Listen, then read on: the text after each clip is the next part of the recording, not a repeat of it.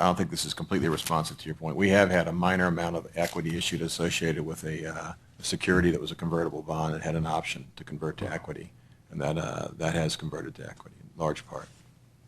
KCS, you argue that the cost of equity is higher for you because your stock is below investment grade. But how do we differentiate between that being the inherent result of the kinds of markets you serve versus being less of a line haul railroad than the other Class 1s? Well, I mean, I think that there's going to be, as we talked about, many variables that go into looking at why or why not an industry average cost of capital would be appropriate for our business versus others. And I think, you made the point, Commissioner Mulvey, really well earlier where you said, when looking at the East and West Coast railroads, if one of those was not revenue adequate based on its cost of capital, that would create a disparity in the competition between the two. Well, imagine if you're in the middle of the East and West Coast railroads and your cost of capital is not going to be met. Well, I mean, basically the decision of the board could have the unintended, bias or consequence of significantly damaging our shareholders over time. Because where I think the analysts, and I agree with Tom Hahn, don't necessarily focus on the Surface Transportation Board's cost of capital calculation. What they do focus on is, and there has been a lot of attention paid to what's taking place here, because how is that going to impact our ability to be revenue adequate going forward, and what kind of rate cases would we attract as we move forward? We haven't had a rate case since, I think, like 1986, and but changing this methodology could, draw or magnetize some of that, towards us, which then again would just increase our costs unnecessarily. Mm-hmm. The Railroad Accounting Principles Board, which we follow, but we're not legally required to follow entirely, but they suggested that the cost of capital ought to be industry-wide. This makes sense if you look at an industry-wide figure as a way to induce greater managerial efficiency. And after all, if a Class 1 railroad was poorly managed and as a result had a higher cost of debt and equity, why should shippers be required to pay for these inefficiencies through a higher carrier-specific cost of capital? Do you care to comment on that? Well, I mean, I think that it would just be, a condition of the marketplace. I mean, what's your alternative? Anybody else? Well, Commissioner Mulvey, I think I've heard that discussion, whether you're talking KCS or Union Pacific, particularly when you look at our current operating ratio in the industry. Many times, though, you have to be careful what's causing some of that inefficiency. If you look at the Southern Pacific Railroad that we acquired back in 1996, it was woefully short of adequate capacity. And inherent in that, when you have a network that is lacking in capacity, you will have inefficiencies. So part of it is where you have to make investment. It can drive efficiencies going forward. Yeah, and we would say this is clearly not a precise science. We've had a lot of discussion here about averaging different methods, things like that. And so, I think just in general, what I would answer is the more data points you get, and you can center around those, typically the better you are, and then the more that you take the sort of the mean or median of those, I think you typically end up with a better answer, which leans towards the industry. Mr. Board, you can? Yeah, we would. I think as an academic point, it's correct that you would have a cost of capital that would be unique to each firm. It's based upon its individual risks. However, there is a significant merit to a simplified approach. There's significant merit to a portfolio approach. Those have been addressed earlier, and I think those are the trade-offs that you start to make. Thank you. Mr. Honig, want to chime in? Well, I think to echo Mr. Young's comments is that to some extent railroads are captives of the past investment, but we have to look to the future and justify the returns based on expected growth. There's been a lot of discussion about replacement cost as opposed to historic cost of capital, and using that and calculating the true return on investment, which would, regardless of what we do here with the cost of capital, would have even a more draconian impact on looking at the revenue adequacy of railroads. I've heard some estimates as low as the return on replacement capital being 1 or 2%. But going about that would be very, very difficult in valuing the railroads. I know the railroads were valued once before, at least back in 1920, I believe, when the Valuation Act required that the railroads be valued before they were returned back to the private sector. if we were to go to replacement capital, would the railroads be expected, or would you be the ones who would go out and try and give us your best estimate as to the replacement cost of your usable and necessary capital stock, or would somebody else be charged with doing that, do you think? The earlier comments that it would be very difficult to do, I think, need to be tested. I think it's important to find a way that's workable, and I think the industry would agree we've got to find a way that's workable. I think we cannot ignore it. The problem is too large to not ignore it. But I think the challenge, and I think quite frankly the difficulty is we're not quite yet there with a solution, but there ought to be a fast-track request to say we've got to figure this out and come up with a way that makes sense. But I think that can be done. And addressing the issue of difficulty, and I guess I'm going to show my age and date myself a little bit here, but 25 or 30 years ago, generally accepted accounting principles had a requirement that you have an unaudited footnote on replacement cost. Now, it wasn't, I think, after a number of years considered to be all that usable, but I mean, there are examples of it out there, and I think internationally you'll even find examples where it's used today. So I think there are ways to get there. As to your question about so whose shoulders it should fit on as far as bringing something to the board, I think we're clearly open, at least we at BNSF and I believe as an industry, but I don't want to speak for everybody, that we'd be very willing to entertain the idea of bringing forth some alternative approaches of either indexing or costing in some alternative methodology, because it is a very significant issue and is really what our investors expect of us. Well, it becomes a problem when there's excess capacity. I mean, Mr. Young talked about the 4,000 center beam cars he's sitting on right now and not using them. Well, of course, if indeed the market never recovers for housing, which of course it will eventually, and those cars eventually will be used, and you will be considered to be brilliant having bought those 4,000 cars at some point. But there is a problem with some of the capacity out there that is not the replacement estimated. You wouldn't replace it the way it was. You wouldn't build it as quite as large. You could do it for much less. It is going to be tricky, I think, in order to get an acceptable way of valuing the railroads, because I can see arguments saying, well, they're exaggerating their replacement cost because they don't have to do this and they don't have to bring it up to this level, et cetera, et cetera. So I'm just wondering to what extent we're opening up Pandora's box. Well, I'd answer that. Yeah, I'd answer that just by saying those are very valid points, and I think very good points to bring up, but I don't think any of them are compelling enough to then say ignore it because they're so difficult to address that I'll say the cost of addressing them outweighs the benefit that's provided by the actual analysis. Anybody else? I agree with the other comments of the panelists, and I think it's incumbent upon the industry to come forth with a reasonable proposal for replacement cost calculation. Thank you. Vice Chairman Buttry, questions? If I could just follow up on a couple of points. Appreciate the discussion of the replacement costs and book value. Mr. Romick, your statement just a minute ago, I think, is very well stated, that from my perspective, the industry needs to fine-tune its thinking and position on this. It's a little hard for us in reading some of the submissions. There were a lot of suggestions. I think, Mr. Bohr, your testimony delved into this in most detail, but yes, of course, replacement costs represent an important issue, but it's pretty hard for the board right now to get our arms around that in the midst of this proceeding when the industry doesn't seem to even have even close to kind of a consensus or a plan or a detailed proposal. So I guess just, if I'd be happy to look at one if you can get us one, but it doesn't sound like it's going to come to us on this record in this proceeding if I hear you straight.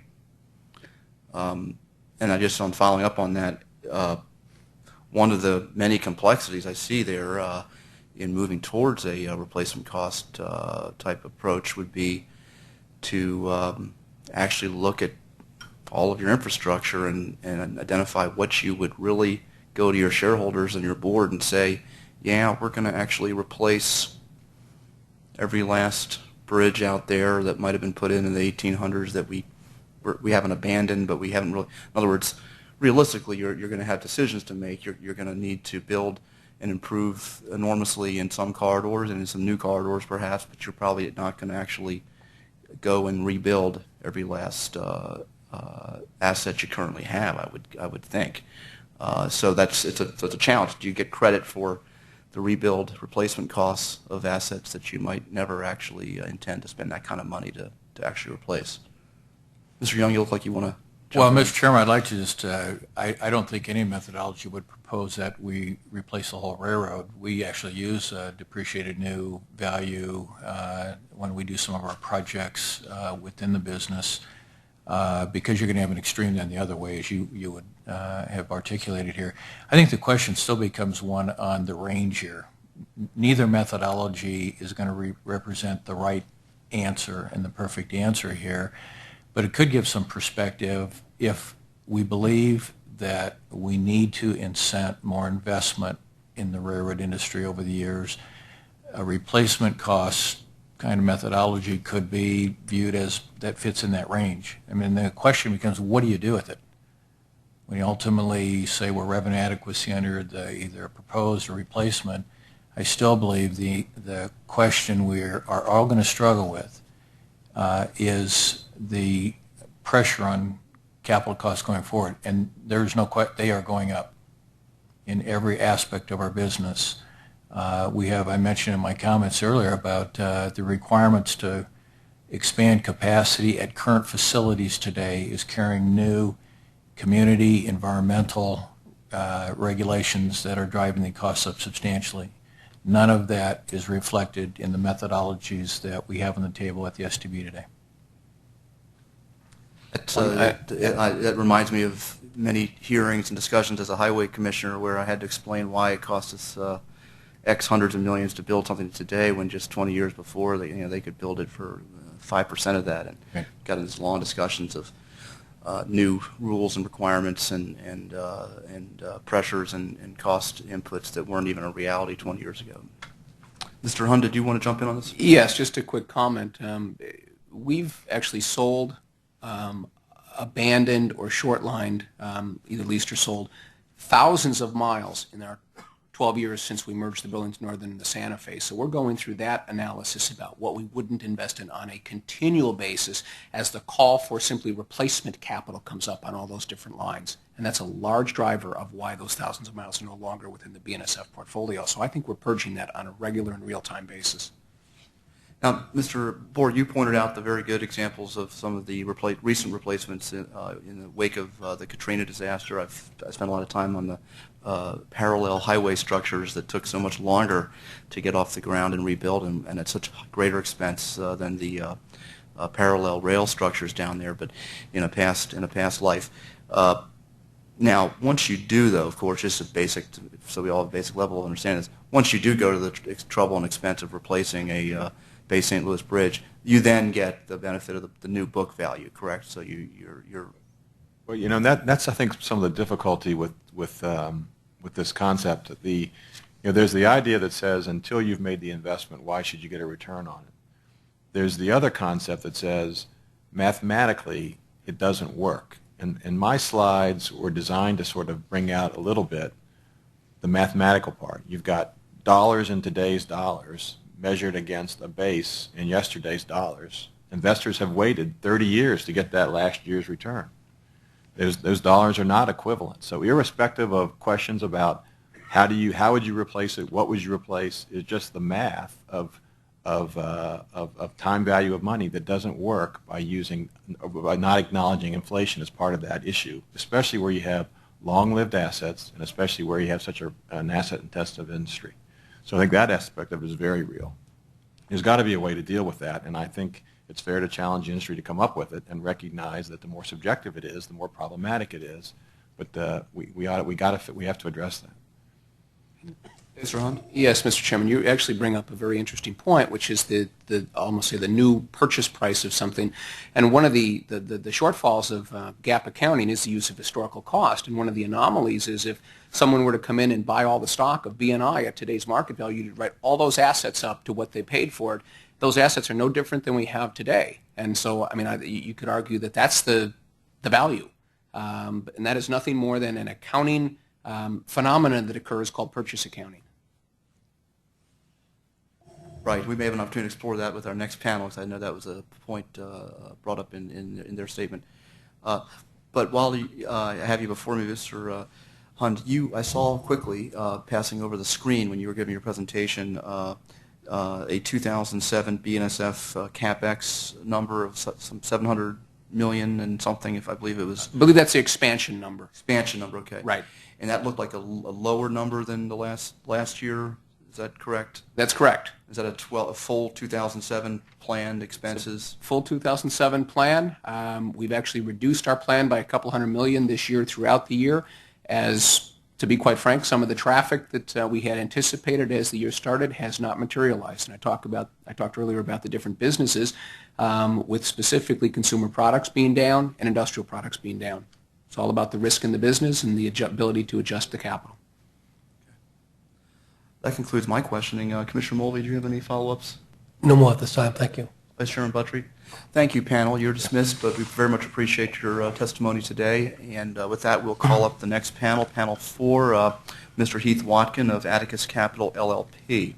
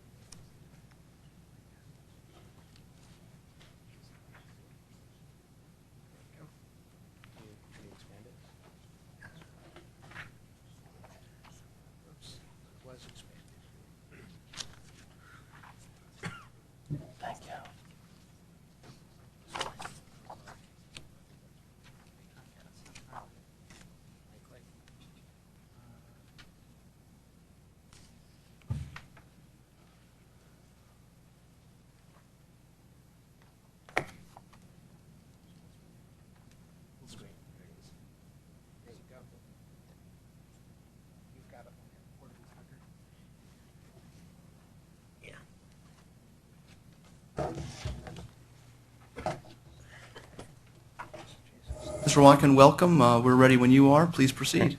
Thank you very much. And thank you very much for the opportunity to present here today. I'm here to represent the viewpoint of a major investor in the freight railroads. We've heard a lot of discussion about investors, what cost of capital assumptions and cost of equity assumptions they have. I represent Atticus Capital, LP. I think a representative investor, again, but we speak for ourselves. And as a large investor in the railroads, one of the things that's interesting to us is we infrequently talk about DCF or CAPM. So as much as the academic literature has spoken about it, and I think many investors have learned it through their academic training, in practice, what we debate is the final number, this cost of equity. And it's essentially our view, forward-looking, of what the expected return should be on these businesses or any business we may choose to invest in. So it's from that context that I want to address my comments. Essentially, we have 3 points to make, some of which have already been discussed here, but I just wanted to make sure they were well addressed. First, substantial capital needs to be made in the railroad infrastructure. Specifically, on the cost of equity, we think a cost of equity below 12% not only will disincent investment. Jim Young spoke about a declining curve. We actually think it will create a withdrawal of investment. So you might see not only not new projects being made, but current investment in the infrastructure will get withdrawn. And I can elaborate on that in a little bit in terms of how we think about that. And then finally, again, has been brought up with replacement capital. The way we think about things, and I think the way most investors think about things, is measuring it versus the market value. So we talk about replacement cost. I think replacement cost is a goalpost, but it's by no means an answer, and I'll talk a little bit more about why we think that's so important.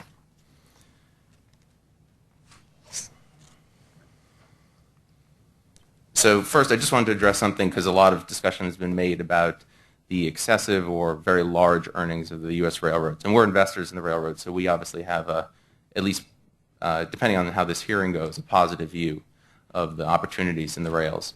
But I think it's important to put things in perspective.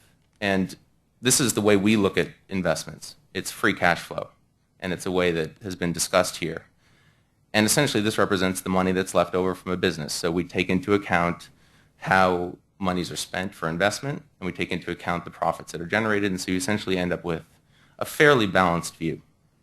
And as you can see in the slide, just looking over the last 15 years, the rails have only just, literally in the last few years, started to earn returns, positive returns for their equity investors. Furthermore, when you benchmark this versus the market as a whole, they're not even close to the market as a whole. And again, we can debate the relative risks of that, but it just doesn't make sense to us to make any kind of broad-based statement that the railroads are earning excessive returns when they're significantly below the rest of the market, I think.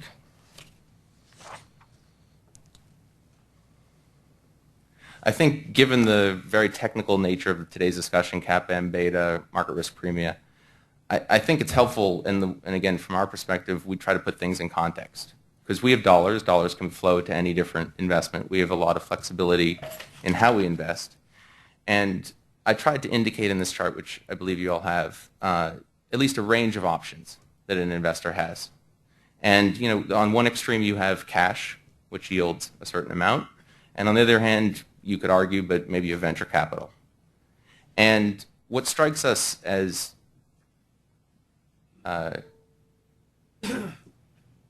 what doesn't make sense to us is that the cost of equity for a railroad investment would be less than the cost of less than the return an investor would expect on a bond. Again, you have a substantially different risk profile, and you have essentially a lower return. Again, so you're essentially investing more money at a lower return at a higher risk. It's not something they typically teach you in finance. Finally, while we understand the board's intent to focus on the cost of capital, we feel very strongly, as I said, that return on investment needs to be considered in context. And in this regard, and there was just a discussion with the railroad executives about the difficulties in doing this, but I think it's really important to understand, and Warren Buffett's a fan of stating, that it's really much better to be approximately right than specifically wrong, particularly when the stakes are so high, and particularly when the deviations on each side are so large. So I'm just going to go through this example, and this is the end of my prepared remarks. I just show, by purpose of illustration, a hotel. Hypothetical example, my great-grandfather would have given to our family. Built in 1920, has certain depreciated value, and in the town over, there's another hotel built by Marriott in 1990. And this just, I think, illustrates why using historical cost can lead to the wrong conclusions. You have substantially the same service offering, a hotel room for rent, substantially the same location. Maybe one is the only hotel in the town, and the other has some competition. But again, individual consumers have some choice. But simply by using what the accountants tell you is the historical cost to base your returns, you would get a room rate that's 1/4. Doesn't make sense to us. And I think the railroads are in a very similar situation. Some people, we estimate at least 1/4, or 4 times the value is what it would cost on a market base to value these assets. And there's others that have been estimated as high as 7.